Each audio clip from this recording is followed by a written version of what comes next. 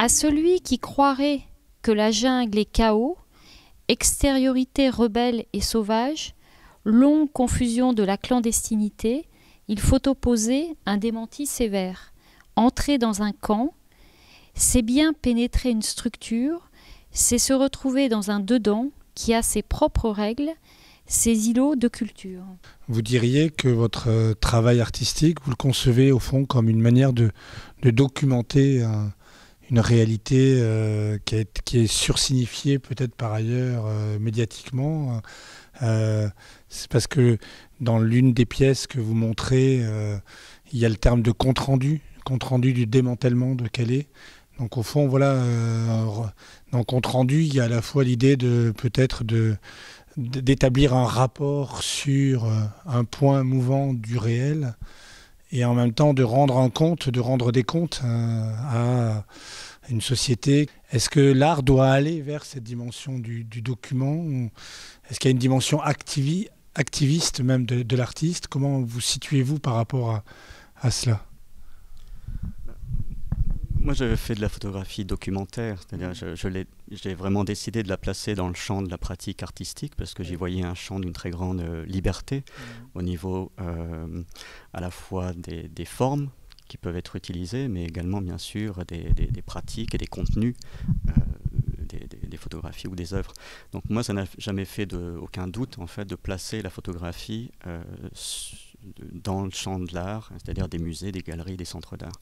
Après, ma pratique, elle est foncièrement et volontairement documentaire, c'est-à-dire c'est des photographies qu'on peut considérer peut-être assez sèches, assez directes, assez brutales, assez frontales, volontairement, c'est-à-dire il n'y a pas d'effet stylistique appuyé, il y a bien sûr elles sont esthétiques, puisque toute photographie, à partir du moment où c'est un cadrage, un découpe dans le réel, c'est quelque chose d'esthétique. Mais avec une volonté de retrait par rapport à tout effet stylistique important. Je pense que le fait d'utiliser une chambre photographique sur un trépied participe également à ce retrait, cette possibilité de fournir des images qui ont un caractère assez immédiat, en fait, assez direct.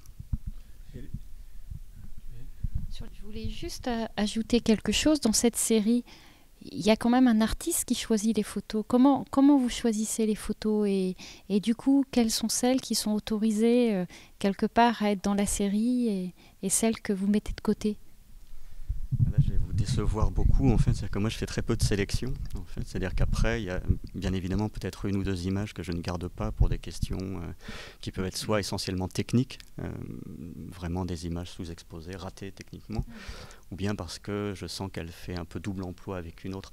Mais sinon, et ça aussi, c'est, je crois, l'utilisation de la chambre photographique. J'ai décidé très tôt que cette question du choix, il se faisait au moment de la prise de vue. C'est-à-dire que le fait de ralentir considérablement la production d'images avec le travail à la chambre me permettait de faire cette opération que les photographes font plutôt après. C'est-à-dire je fais beaucoup de photos et puis j'en choisis 2 ou 3 qui vont illustrer au mieux l'événement, par exemple.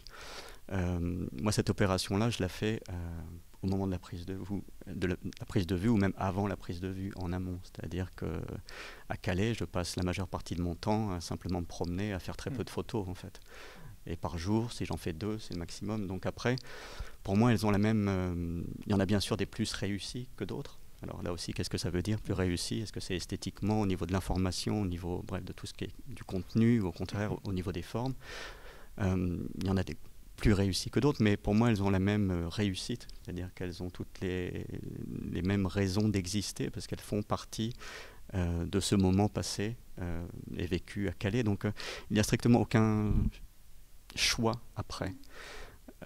Il y a par contre un choix qui est souvent fait par le commissaire d'exposition, par la personne qui m'invite, qui dans les discussions qu'on peut avoir tous les deux pour choisir telle ou telle photo, mais c'est jamais moi qui fais le choix en fait.